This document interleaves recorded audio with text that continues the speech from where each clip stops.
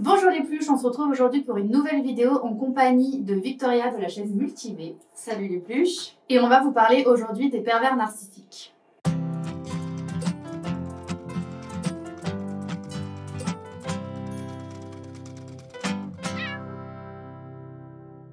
Alors en fait on voulait vous parler des pervers narcissiques parce qu'on a vécu un petit peu des expériences similaires et on s'est rendu compte que les pervers narcissiques avaient tendance à s'attaquer aux hypersensibles, et comme on est toutes les deux hypersensibles, voilà, on s'est dit qu'on pouvait partager notre expérience et vous raconter ce qu'on a vécu. Pour que la vidéo se déroule au mieux, on a pris un site qui s'appelle pervers-narcissique.fr, écrit par Geneviève Schmidt, qui nous explique les 10 étapes de la manipulation perverse.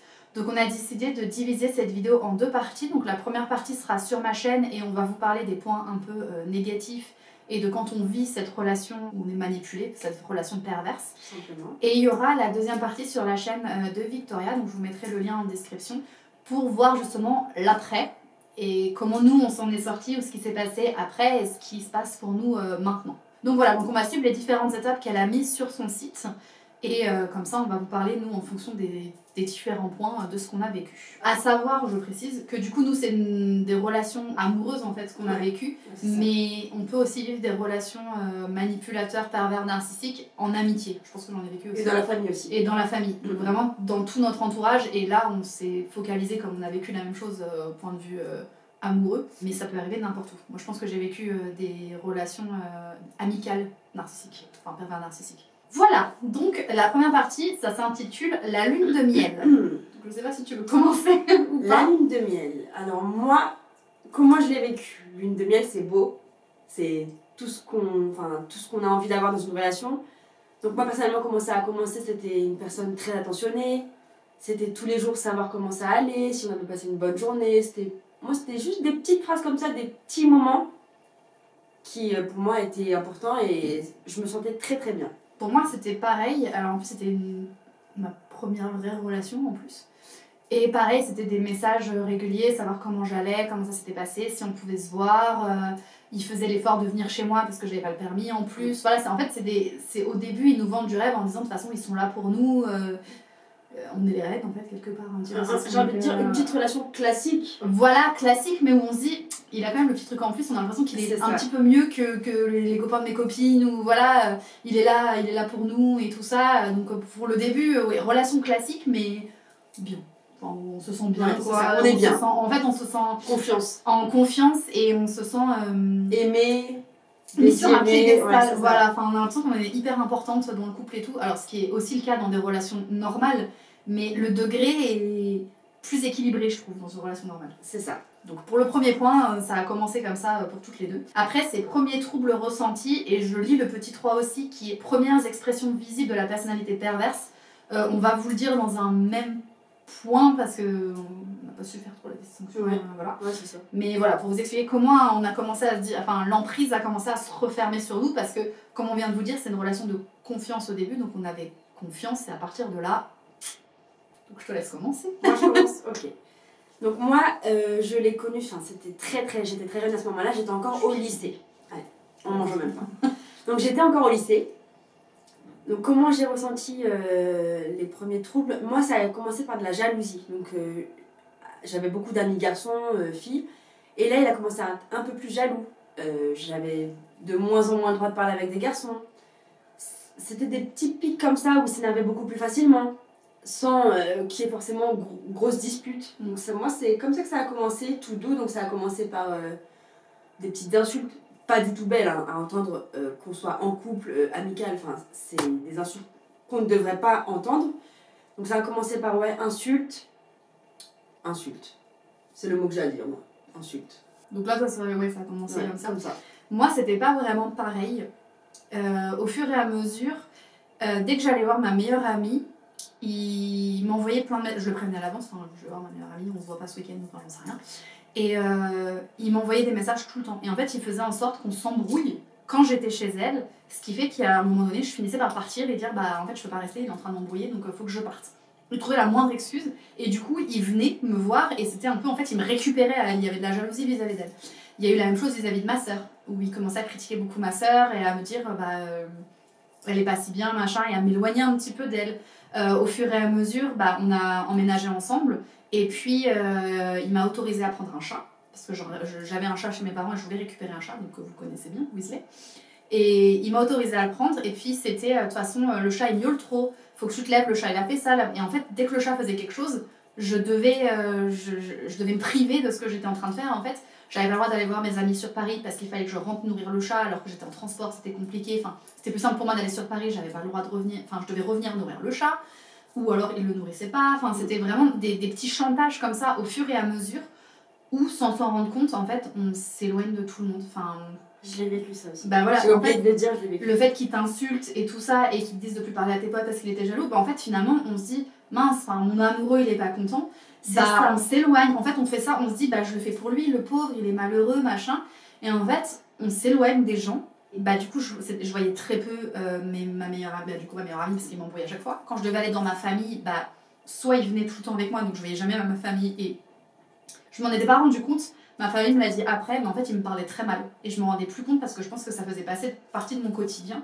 Et en fait, il me faisait tellement de remarques, que ça soit par rapport au chat, ou c'était une excuse pour me faire des remarques à moi derrière, que bah, je croyais ce qu'il me disait. Donc j'étais persuadée de toute façon d'être mauvaise, enfin de pas être bien, de faire les choses mal, et du coup je croyais ça, et donc il avait beau me parler mal, pour moi c'était devenu une habitude et c'était classique en fait. Ouais, je vais faire juste une petite parenthèse du coup. Ça aussi, moi je l'ai vécu, mais il n'y avait pas de crise de jalousie de mes amis, mais il me le faisait vraiment, vraiment ressentir. À chaque fois que je sortais, que ce soit restaurant, partout, je ressentais qu'il fallait que je rentre. Parce qu'en fait, on commençait à se disputer sans qu'il y ait vraiment de raison. Et là, je me mettais mal. Et là, du coup, je mettais fin à ma soirée ou à tout ce que je faisais. C'est en gros, il nous laissait croire qu'on pouvait sortir comme on voulait, qu'on était libre, mais il faisait toujours en sorte de gâcher la soirée et qu'on rentre. Exactement. Donc on sortait et c'était pire que tout. Et au final, à force, on se dit, bah, dès que je sors, on risque de s'embrouiller, donc en fait, on sort plus. C'est ça. Ou on sort avec ses potes. Parce que là au moins il maîtrise, c'est ses potes et tout, et puis il est bien content de dire regardez, on est en couple, on est heureux, on est machin. Et ils vendent une image à l'extérieur qui n'est pas bonne. Enfin, je sais que moi, à un moment donné, il y avait plein de choses qui allaient pas. Enfin, j'étais la seule à faire les courses, je faisais tout le temps le ménage. Enfin, vraiment, j'avais envie que, comme dans un couple, on partage les choses à deux. Enfin, on fasse ce genre de choses à deux. Et donc dès que j'essayais de lui faire comprendre qu'il fallait qu'il m'aide ou que j'avais un reproche à lui faire, la situation se retournait toujours à un moment. Et tout redevenait de ma faute. C'est ça, toujours. Et en fait, ils ont une capacité à nous remuer le cerveau. On ne se rend même pas compte quand ils font la culbute, en fait, entre guillemets, où ils basculent au début, ils se prennent les reproches en pleine face. En fait, ils arrivent à le retourner en disant, mais en fait, si tu regardes bien, tout le problème vient de toi. Et on y croit, c'est ça le pire, c'est qu'à ce moment-là, si on est vraiment sous ça. Mais voilà, j'aurais pas réagi comme ça. Exactement. Et en fait, du coup, on se retrouve tellement sous l'emprise. Et c'est tellement devenu un schéma habituel, parce que moi je suis quand même restée en couple 8 ans avec cette personne et j'ai vécu pendant 4 ans avec cette personne. Moi 7. 7 et t'as eu 2 enfants. Ouais. Mais voilà, c'est quand même des relations en plus qui ont duré. Enfin, on a mis du temps à rentrer dedans et du temps finalement coincé un petit peu à l'intérieur. Et en fait, on se rend pas compte. Ça devient tellement des habitudes. C'est ça. On nous parle mal, on nous embrouille, c'est devenu notre quotidien que on se rend plus compte. Et moi je sais que quand je voyais mes copines en couple avec leur mec, et que je voyais qu'ils faisaient des papouilles, que machin, qu'ils allaient être trop mignons. Et que moi j'étais là, et soit je venais seule parce que ils voulaient pas m'accompagner et ils m'embrouillaient donc je rentrais, soit il était là mais il était à côté et c'était limite me touche pas, me colle pas, c'est bon, va te mettre là. Enfin, et je me disais, mais il y a un problème, enfin, clairement il y a un problème. On sent qu'il y a un problème, mais on est incapable de mettre un mot dessus. Ouais, moi j'ai pas eu ça, moi, le touche pas, va te mettre là-bas. Non, devant les autres. Il faisait des illusions. L'illusion, par exemple, quand on sortait et qu'il y avait un truc avec ses amis ou sa famille, ou ma famille, il était collé à moi, c'est limite, il me tenait pas comme ça. Ouais. C'est vraiment, moi, pour le coup, non, il était pas du tout. Il était pas du tout tactile ni quoi. C'était vraiment, on était en couple, mais ça faisait un petit peu. C'est moi qui demandais de l'attention, quoi. Et lui, homme, il l'en donnait, mais c'était un peu quand il voulait. Puis j'étais chiante à toujours demander de l'attention. Donc en fait, je demandais plus. Donc clairement, je pense que tu serais arrivé à une soirée, tu savais pas si on était en couple, ça se voyait pas. Je me souviens d'une fois, j'avais eu la campagne d'affichage pour Babylou, donc la vidéo est sur ma chaîne d'ailleurs. Donc voilà, donc j'avais été maquillée par une maquilleuse professionnelle et tout, j'avais été sur Paris, j'avais fait des photos, enfin c'est pas rien tu vois dans une vie, enfin, ça t'arrive pas tous les 4 matins, enfin voilà, puis t'es bien maquillée, enfin je suis pas super bien maquillée mais la maquilleuse professionnelle, enfin et tout. J'arrive et on avait une soirée le soir. Un anniversaire d'une amie à lui. J'arrive, il me regarde à peine, alors que je suis maquillée. Enfin, je veux dire, même moi, je me trouvais super belle et tout. Et il me dit, de toute façon, j'ai pas envie d'aller à la soirée, t'appelles et t'annules, en gros, tu trouves une excuse. Et j'avais pas le droit, et il voulait pas que je dise, c'est lui qui veut pas venir. Donc en fait, je me retrouvais des fois à aller à des soirées parce qu'il avait dit, ouais, on viendra, et qu'à la dernière minute, il me plantait. Et moi, j'osais pas planter les gens à la dernière minute parce qu'il savait que j'étais trop gentille. Donc je me retrouvais à des soirées toute seule, de ses potes, toute seule. Ou alors, je devais annuler et trouver une excuse où ça ne me mettait pas en porte-à-faux. Et en fait, à la fin, on rentre dans des mécanismes comme ça où on s'interdit plein de choses en se disant il faut pas que je l'énerve, il faut pas qu'il soit mal. Et plus on commence ce cheminement-là, plus ils en profitent en fait. Et ils se resserrent la vis à chaque fois. Moi, il m'a quand même demandé de me séparer de mon chat parce qu'il m'avait mis en tête que mon chat miaulait beaucoup trop et que ça nous rendait malheureux et que c'est pour ça qu'on n'avait pas de vraie vie de couple et tout parce qu'on était tout le temps agacés par le chat. Or, le chat, il hurlait à longueur de journée, j'ai fini par le comprendre à la fin, parce que quand il restait avec lui, déjà lui, il le calculait pas. Quand il miaulait trop, il se faisait taper. Et j'avoue que quand moi je rentrais, j'étais déjà fatiguée, je me prenais des reproches. Le chat qui miaulait, ouais, c'était un petit peu la goutte d'eau aussi. Et il me mettait en tête que de toute façon, le chat, c'était pas normal qu'il miaule autant. Donc j'ai été voir des vétos, j'ai fait plein de choses. J'ai tenté des médicaments, j'ai tenté les colliers anti-miaulement, j'ai plein de choses. C'est sa nature, il miaule. Et il en a été jusqu'à me convaincre de m'en séparer. Et en fait, c'est une fois que j'avais mis toutes les affaires dans la voiture, dans le coffre de ma voiture, que j'étais en larmes en me disant, soit faut que je sauve mon couple quelque part. Et une fois que en fait, c'est une fois que j'avais mon chat dans la main, prête à partir, il me dit, tu veux vraiment t'en séparer? Et je dis, non, j'ai pas envie de m'en séparer, j'étais en larmes, il m'a dit, garde-le. Donc en fait, il se faisait passer pour un grand gentleman, genre grand seigneur. Ouais, c'est ça, grand seigneur. Vas-y, je prends sur moi, garde ton chat. Et c'est ça pour tout. Ouais, mais c'était ça pour tout. Voilà, mais c'était ça pour tout. En fait, il crée la situation. Nous, on est empêtrés dedans. Des fois amoureuse aussi. C'est ça. Et puis le raconter comme ça, maintenant, les gens ils vont se dire, elles sont connes. Mais je dire moi avec trop bébé, je me dis. Mais c'est ça. Mais sur le moment, on est incapable parce qu'on est tellement dénigré qu'on n'a plus confiance en nous et qu'on se dit la seule personne finalement qui nous aime, c'est lui. Donc on doit rester avec. On trouvera jamais personne d'autre. Mais il me disait, de toute façon, tu trouveras jamais personne d'autre. Et en fait, on est ancré dans ce truc-là. Ouais, c'est ça. Et tu le crois, parce que comme t'es longtemps en couple avec cette personne, tu le crois, tu te dis ça fait tellement d'années que je suis avec lui, je sais plus draguer, je sais plus. Puis tu te trouves moche, on te le dit que t'es moche, donc tu le crois, t'es dans un tel état d'esprit où tu peux pas partir. Et en fait, eux, et puis plus ils se rendent compte qu'ils en ont pris, plus ils resserrent et puis ils ajoutent un truc sur toi et en fait tu sors plus de chez toi. C'est ça. Donc là, c'est les premiers troubles ressentis, ça commence petit à petit où vraiment, au début c'est de la jalousie, ils créent des petites embrouilles pour rien, machin. Et en fait, après, c'est les premières expressions visibles de la personnalité perverse, ils retournent les situations. Ouais, du coup, on en a un peu parlé. C'est ça. Effectivement. Ils retournent les situations, tout est toujours de notre faute. Et ils arrivent à nous créer des problèmes où on n'en a pas, en fait. C'est ça le truc. Mais pour qu'on reste tout le temps avec eux et qu'on soit dépendant à eux, quoi. Exactement. Du coup, dans cette partie-là, moi, personnellement, de ce que j'ai vécu, du coup, première expression visible de la personnalité perverse. Là, il y a aussi violence psychologique, donc insultes, dénigrement, tout ce qui s'ensuit. Et on a aussi la violence physique pour ma part. Moi, j'avoue que je touche du bois. Ouais. Moi, il n'était pas violent et je pense que j'ai eu beaucoup de chance là-dessus parce que quand tu vis la violence physique en plus, moi, c'est pire. Les femmes battues, on sait qu'elles partent pas forcément. Il y a aussi la violence, je sais pas si c'est comme ça qu'on peut dire ça, mais la violence matérielle. On peut dire ça comme ça? Et il cassait ton téléphone ou des trucs. Oui, j'ai commencé. Ça, c'est quand on a emménagé ensemble. Non, même avant qu'on emménage ensemble. Donc, oui, non, il y a eu ça dès les premiers troubles. Mais ça te rend dépendant. T'as fait le téléphone, donc t'es obligé de rester avec lui. Le téléphone, non, ça a été à la fin, le téléphone. À la fin, vraiment vers la fin, quand on en parlera à la fin. Mais sinon, oui, pendant la période en couple, je suis amoureuse, voilà. Donc, il y a eu effectivement dégradation de vêtements. Donc, c'est. Imaginons que je suis dehors, si je n'ai pas envie de lui dire où je suis parce que je suis énervée et que je me suis fait insulter 10 minutes avant. Donc si je réponds pas ou que j'ai pas envie de dire tout simplement où je suis avec mes enfants. Hein. Donc je vais pas être en boîte à 10h du matin. Non, je serai au parc. Quoi. Et ben là c'était tu ne veux pas me dire, et ben je vais brûler tes affaires. Ah, regarde, je t'envoie une vidéo, regarde, je vais te brûler. Ah tiens, ce chemisier, je sais que tu l'aimes bien, je vais le brûler. Donc moi j'ai eu ça aussi. Ouais. Après, sur le point violence physique, il y a des femmes vraiment, je pense que c'est important d'en parler. Moi, je me suis pas fait rouer de coups.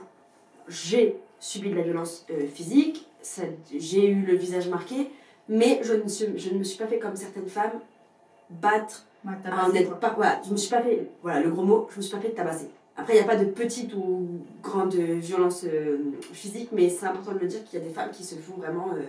Femmes ou hommes hein, d'ailleurs. Voilà, mais ouais, il y a des personnes qui se font vraiment tabasser et ça, c'est dur à savoir. Enfin, on est en train de tourner cette vidéo et quelqu'un qui se fait tabasser là.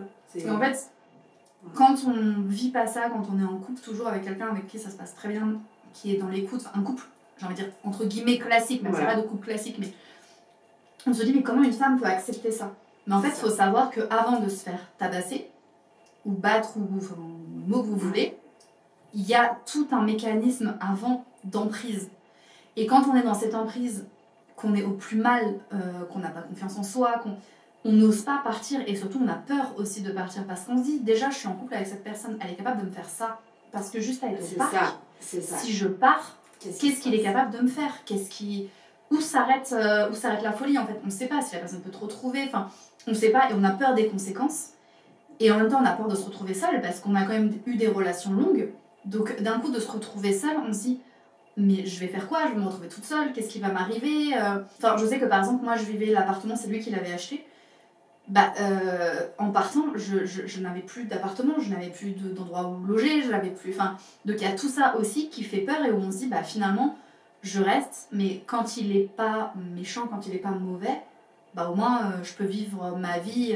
Alors, je peux vivre ma vie entre guillemets, mais par exemple, je peux rester chez moi tranquille, quoi.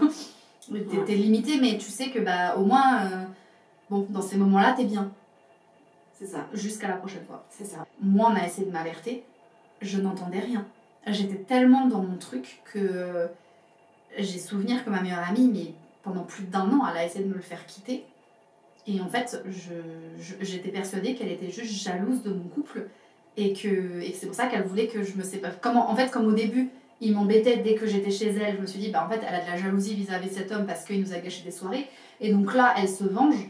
Alors qu'en fait, pas du tout, elle avait juste peur pour moi. Mais même nous, on finit par rentrer dans ce mécanisme de c'est les autres qui sont mauvais, quoi, en fait. Enfin, donc, physique, il dégradait donc tes vêtements, physique, et t'as dit quoi, autre chose? Des insultes, morales, insultes et tout. Enfin, ça fait déjà un beau combo, quoi. Ouais, c'est pas mal.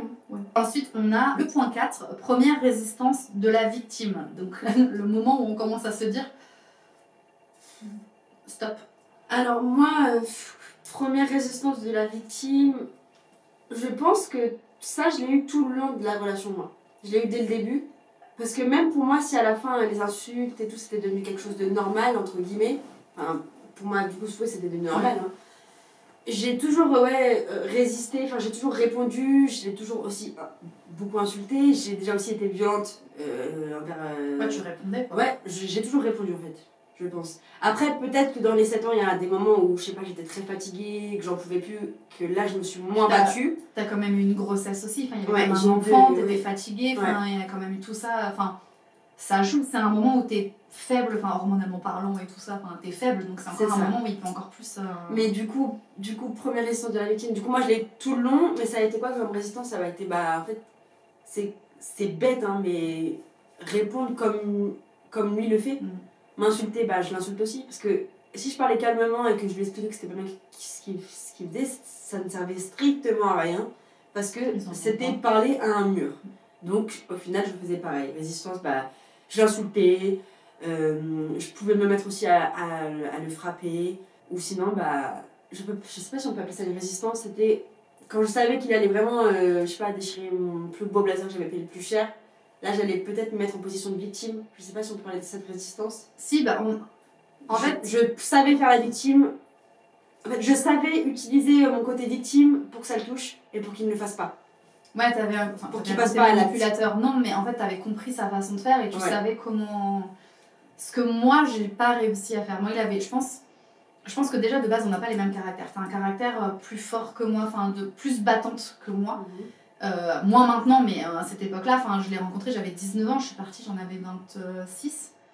C'est le début, tu te construis en tant qu'adulte. Moi j'ai eu mes changements de carrière pendant ce temps-là, parce que ça aussi, j'ai fait un changement de carrière, donc je travaillais dans la vente, c'est là qu'on s'est connus d'ailleurs. Et j'ai changé pour faire le CAP Petite Enfance, donc en candidat libre. J'ai d'ailleurs encore une vidéo là-dessus sur ma chaîne. Et en fait, il m'en a voulu parce que je ne lui ai pas expliqué que je voulais faire ça. Et que, alors que je faisais ça pour gagner mieux ma vie, pour être plus à l'aise dans ma vie et pour ne plus travailler les week-ends, parce que du coup on bossait les week-ends, donc lui ne bossait pas les week-ends, c'était compliqué de se voir aussi. Donc je lui ai expliqué, je le faisais aussi un peu pour lui, et en fait pour moi à la base, parce que c'est ma carrière à moi. Il m'en a voulu parce que je lui en ai pas parlé, et que c'était une formation qui était payante, donc c'était de l'argent que je pouvais plus utiliser pour nous plus tard, parce qu'en fait il avait compris que je pouvais être une banque, et que je pouvais lui fournir de l'argent. Ouais, c'est ça aussi. Ouais. Voilà, c'est qu'à un moment donné ils nous utilisent, mais il nous faut comprendre que c'est pour notre bien à tous les deux. Sauf que moi, il voulait une maison, il avait compris que je pouvais avoir un apport, et donc j'étais l'apport pour la maison.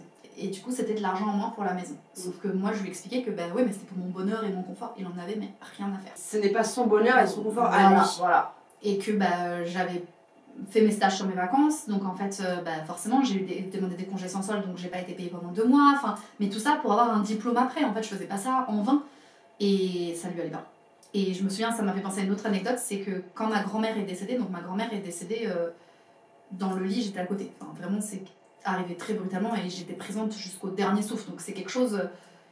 un décès te marque d'un proche, mais dans ces circonstances-là encore plus. Et alors, elle habitait en Provence. Et quand je suis rentrée, il m'a dit, écoute, je te laisse 2 jours pour pleurer et après, t'as intérêt à t'en remettre. Je n'ai pas ma grand-mère devant moi. Alors qu'elle n'était pas malade ni rien, c'était brutal. J'avais 2 jours pour m'en remettre. Donc c'est des paroles comme ça, en fait. On te dit, t'as le droit un petit peu... On te laisse un petit peu libre. Mais en gros, pour mon confort à moi, tu vas arrêter, tu vas reprendre ta vie d'avant, quoi. En fait, c'est un peu ça. Après, je pense, on peut dire du coup le mot égoïste pour les narcissiques. C'est le fait d'être narcissique, c'est égoïste, ouais, c'est tout ça. Mais égoïste en puissance. Puissance 1000, là, c'est lui le roi et on se plie à ses 4 volontés, ouais. Mais qu'on ait envie ou pas, on se rend même pas compte en fait. Donc, ouais, moi il y avait. Donc, toi, c'était tout le long. Moi, non, il y a vraiment eu un déclic. Déjà, je me rendais compte que vis-à-vis de mes copines, il n'y avait pas les mêmes relations de couple, c'était bizarre. Et enfin, que nous, on s'embrouillait beaucoup, qu'on n'était pas complices, parce que ça crée un froid aussi, en fait. Et en fait, lui, il a eu un problème de santé après, qui fait qu'il était obligé de dormir en biais dans le lit. Enfin, bref, il avait toujours des excuses pour pas qu'on dorme ensemble. Et c'était un petit peu la goutte de trop, et je me disais, j'ai un colocataire, je suis en colocation, en fait. Juste, on n'est plus en couple, je suis en colocation. Mais pour le coup, je n'arrivais pas à partir quand même. Et mon histoire est très longue, t'es plus bref que moi. Non, mais c'est pas grave, moi j'écoute. Nous sommes là ensemble. C'est encore une fois ce jour où j'étais super bien maquillée, où j'ai fait mon truc et tout de photos. En fait, il y avait un stage, je crois que c'était un stagiaire ou un apprenti ou quelque chose qui était là justement pour apprendre dans le milieu du cinéma et tout. Et je sentais que je lui plaisais bien, quoi. Enfin, il a tenté qu'on se retrouve un peu tous les deux tout seuls pour me montrer les rushs, montrer les trucs. Et comme je lui avais dit qu'en plus je voulais être dans le milieu du cinéma avant, voilà, il savait comment me parler. Et là, je me suis dit, mais en fait, attends, mais je plais à d'autres gens. Et c'est là que je me suis dit, mais finalement, en fait, il me dit, t'auras jamais personne d'autre. Bah si. Et je pense que réellement, cet homme aurait voulu tenter des choses plus... on se revoit au machin. J'étais tellement flattée je me souviens même pas de sa tête. Je ne sais même pas s'il me plaisait ou pas. Je ne m'en souviens pas. Je me souviens juste de ça. Et j'aurais été prête à lui dire, ouais, juste pour avoir de l'attention. Et c'est là que je me suis dit, mais en fait, non, le monde ne s'arrête pas à cet homme. Et là, ça a commencé, on était en février.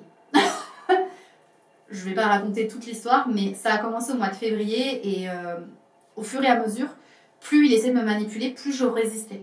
Sauf qu'il arrivait encore à me faire des lavages de cerveau, à jouer sur plein d'aspects, sur plein de choses.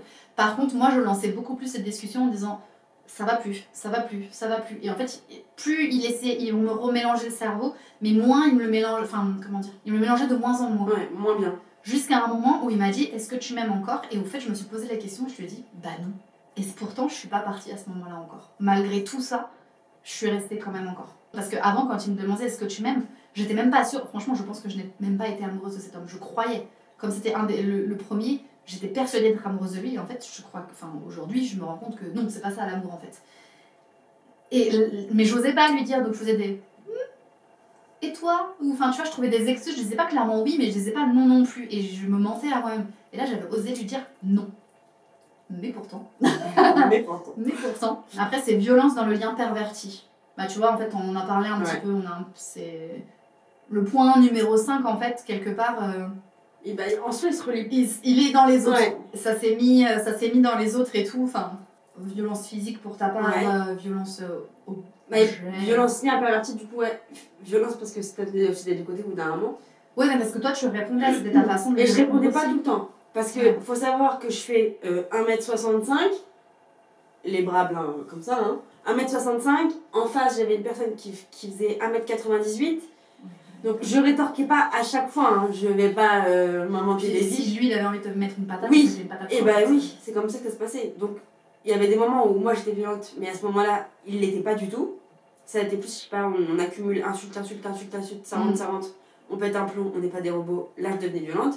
Mais oui, effectivement, les liens sont pervertis parce que on s'insulte avec des mots très très forts l'un et l'autre. On peut du coup être violent l'un et l'autre. L'un envers l'autre. Ouais, l'un envers l'autre. Mais par contre, j'ai jamais touché des vêtements. Mais oui, enfin, les liens sont très pervertis, c'est quelque chose de très malsain. Ouais, c'est ça. Moi, c'était arrivé à ce point-là aussi où tu te rends compte que tu n'es plus un couple en fait. C'est ça. T'es en mode un peu survie. C'est ça. En fait, la situation, pour mon cas, toi, il y avait quand même de la violence. Moi, j'avais pas ce côté violence. J'avais quand même mon confort avec ma chambre. D'ailleurs, mes premières vidéos sont tournées dans cette chambre. J'avais quand même mon intimité, j'avais quand même mon côté à moi. Il touchait pas à mes affaires. Pardon, chat. Mais il touchait pas à mes affaires. Voilà. Pour le coup, on était vraiment devenus colocataires. On était plus en couple et pourtant, à l'extérieur, ils se vendaient comme un copain génial, machin, qui m'avait aidé à trouver mon stage, qui me poussait à continuer mes études et tout, alors qu'à moi, il me faisait descendre et tout. Enfin, voilà, j'avais quand même une vie qui était pas cool en couple, mais j'étais pas malheureuse. Ouais. Enfin, j'étais pas heureuse non plus. En fait, moi, à un moment donné, je m'étais même dit, écoute, c'est peut-être mon destin d'avoir une vie triste. C'est pour dire à quel point, en fait, on en arrive à un point où on n'est pas bien, et on se fait une raison de cette vie-là.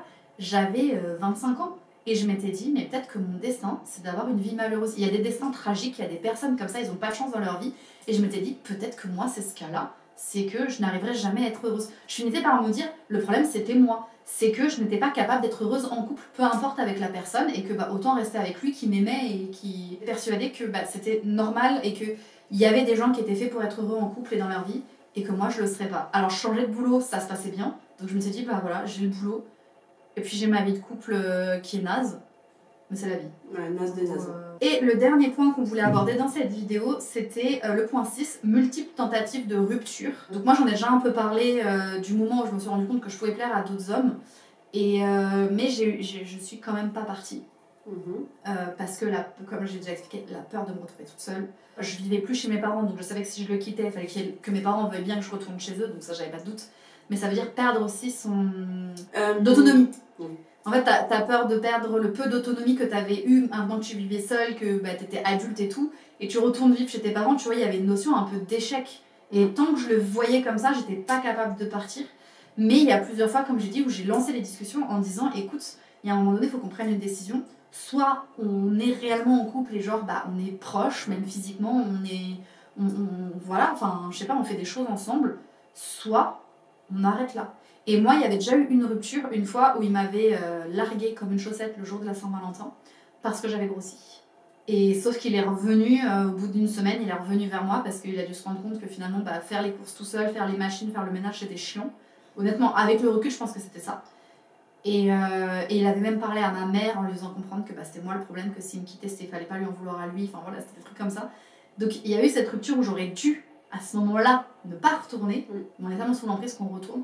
Et du coup, après moi, j'ai essayé plusieurs fois d'en discuter sans jamais dire le mot « je te quitte », mais en disant qu'il fallait prendre une décision. Mais j'arrivais pas à dire le mot « je veux te quitter ». C'était encore trop difficile à le dire, mais j'avais envie de tendre vers ça.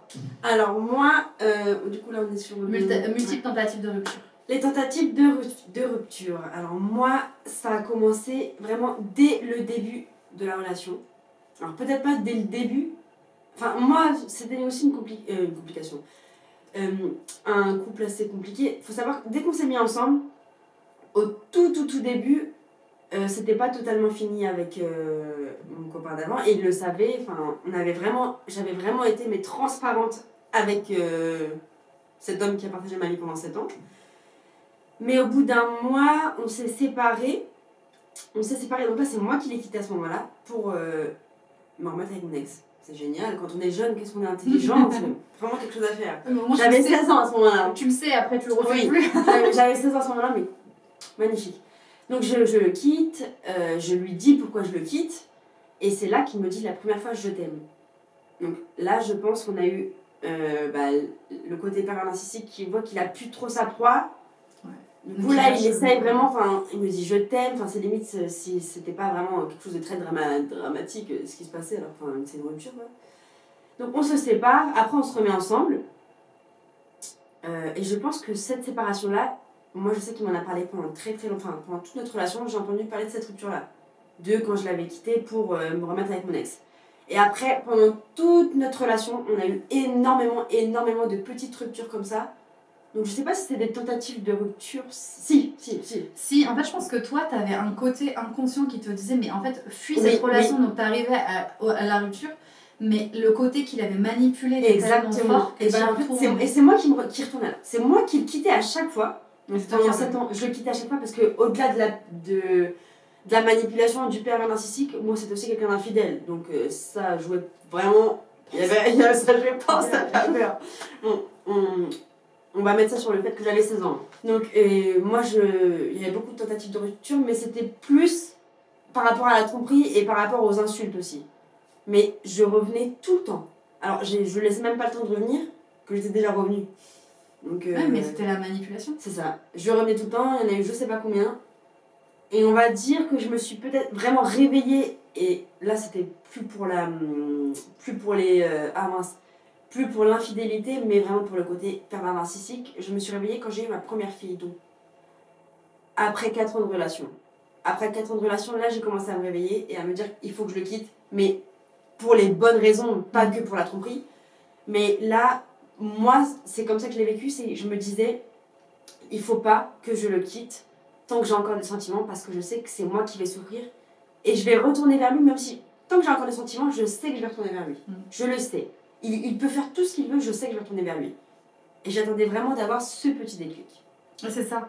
En fait, on arrive à un moment donné, les multiples tentatives de rupture. On dit multiples tentatives parce qu'on sait qu'on veut partir, mais on n'a pas encore le déclic qui fait qu'on est prête à partir. Il y a toujours un truc qui nous rattache, et je sais que moi aussi, bah, comme j'ai eu des nombreuses discussions, et en fait, oui, en fait, il y a toujours un truc qui te dit, mais en fait, il faut savoir que les hypersensibles, en plus, on réfléchit tout le temps. Et du coup, dès qu'on se dit, ok, vas-y, là je suis prête, je vais le quitter, et après on se dit, mais et si ça, et si je m'étais trompée, et si machin, et en fait, on se met le doute nous-mêmes, c'est-à-dire qu'eux, ils ont limite même pas besoin de nous manipuler, parce qu'il y a une part de nous qui anticipe tellement de choses et de scénarios mauvais, ou même on pense des fois plus à l'autre en disant, mais si je le quitte, il va souffrir. Oui, mais en fait, on s'en fout s'il souffre, c'est toi aussi qui souffres. Mais en fait, on se dit, vas-y, si je le quitte, il va trop souffrir, je vais m'en vouloir, bah je reste avec lui. Et en fait, on se sacrifie, nous, en anticipant une souffrance que si ça se trouve, ils n'ont même pas, parce qu'à la fin, on sait même plus s'ils sont réellement amoureux ou pas. On sait pas, on sait juste que c'est... Ouais, je pense qu'à la fin, ils le sont plus. C'est juste, ils ont leur proie, ça leur va parce qu'ils peuvent pas vanner en disant, voilà, j'ai une copine. Ils sont en couple, et puis ils savent que de toute façon, on se fait du mal nous-mêmes toutes seules aussi. Donc c'est pour ça que ça dure des années. Enfin là, elle a résumé ça en quelques points, mais il faut étaler ça sur plusieurs mois, voire plusieurs années. Comme au début, tout est tout rose, ben, on se méfie pas en fait. Et quand on est dedans, ben, on sait plus comment faire. Et c'est pour ça qu'il y a beaucoup de gens, parce qu'on parlait des gens qui se font taper, mais il y a beaucoup de gens qui me disent, mais je comprends pas pourquoi elle retourne toujours avec son ex, franchement il l'a trompé 20 fois, elle y retourne tout le temps et tout. Ouais, mais parce que du coup on est tellement manipulé et tellement sous emprise encore, et avec une part de vrai ou faux sentiment, mais on a l'impression en tout cas d'en avoir, dès qu'on y retourne automatiquement. Et c'est quelque chose qui est rassurant aussi quand on n'a plus confiance en soi, c'est un environnement qui est connu. On connaît cet environnement. C'est comme il y a beaucoup de personnes qui sont dépressifs et qui, quand ils commencent à aller mieux, stoppent tout, arrêtent les antidépresseurs, arrêtent de voir le psy et resombrent. Parce que le fait d'aller bien, c'est une situation qu'ils ne connaissent pas. Alors que d'être mal, ils sont mal, mais au moins ils connaissent. Et c'est des comportements que tu revois dans plein de choses. Et donc nous, c'était ça en fait. C'est que, bah ouais, mais en fait, on a vécu tellement d'années avec eux. Si on part, il faut réapprendre à vivre en fait. Et ça fait peur. Il y a cette part-là qui fait peur. Donc voilà, donc on a eu plusieurs tentatives de rupture. On a les yeux qui se sont ouverts un petit peu. C'est comme si, en fait, c'est comme ça. On a un œil qui est ouvert et puis l'autre, on se dit... Mais il y a un petit peu une mode pour le ouais, c'est ça, c'est... T'es sûr de... Et c'est la petite voix intérieure et plus lui qui accompagne notre petite voix intérieure. Donc on va s'arrêter là pour cette première partie de vidéo, on va vous laisser un petit peu de suspense. Je vais vous inviter à aller voir la chaîne de Victoria, donc ça s'appelle Multivé, à vous abonner à sa chaîne et à regarder du coup la deuxième partie de cette vidéo pour savoir qui est arrivé jusqu'à aujourd'hui où on déjeune ensemble. Pour savoir voilà, notre parcours et pour vous montrer déjà qu'en fait on parle nous de pervers narcissiques mais on se rend compte que les comportements qu'ils ont, tu vois, le se faire taper et tout, il y a d'autres situations, peut-être pas avec des hypersensibles mais en fait il y a tout un cheminement qu'on peut retrouver dans d'autres choses. Donc j'espère que cette vidéo vous aura parlé, vous aura donné envie peut-être de parler aussi. N'hésitez pas dans les commentaires à nous donner votre vision des choses et ce que vous avez pu vivre. Parce que nous, on vous parle de nos deux expériences à nous, qui ne sont pas les... Enfin, on n'en fait pas une généralité, parce que nous, on a vécu ça, que tout le monde vit ça en étant hypersensible et pervers narcissique. Mais c'est des choses qui se retrouvent dans... Enfin, le schéma se retrouve dans beaucoup de choses. Si cette personne a écrit une thèse là-dessus, c'est que c'est un comportement avéré dans tous les pervers narcissiques. Maintenant, ils ne le traduisent pas tous de la même façon. Moi, il n'était pas violent, toi, il était violent. Enfin, c'était des emprises différentes. On n'avait pas le même âge non plus au moment où ça s'est passé. Enfin, tout ça, ça joue aussi. Et voilà, donc c'était pour... En tout cas, si on peut lancer un message, c'est de vous rassurer que, enfin, on peut s'en sortir. Vivante, on peut s'en sortir et être heureuse après, et c'est ce qu'on va essayer de vous montrer dans la deuxième partie de la vidéo, donc je vous invite à aller regarder du coup, je répète, sur la chaîne de Multivé. Moi je vous dis, n'oubliez pas que tout ce qui est fait avec amour est toujours mieux fait. Je ne sais pas si tu avais une petite phrase à rajouter, une petite conclusion. Je suis d'accord avec cette phrase, elle est magnifique. Voilà, et surtout de l'amour envers vous-même, donnez-vous, enfin... C'est dur de reprendre confiance en soi après, s'aimer soi-même. Voilà, s'aimer soi-même, surtout s'aimer soi-même, et vous verrez, ça va bien se passer. Et on se retrouve pour la deuxième partie.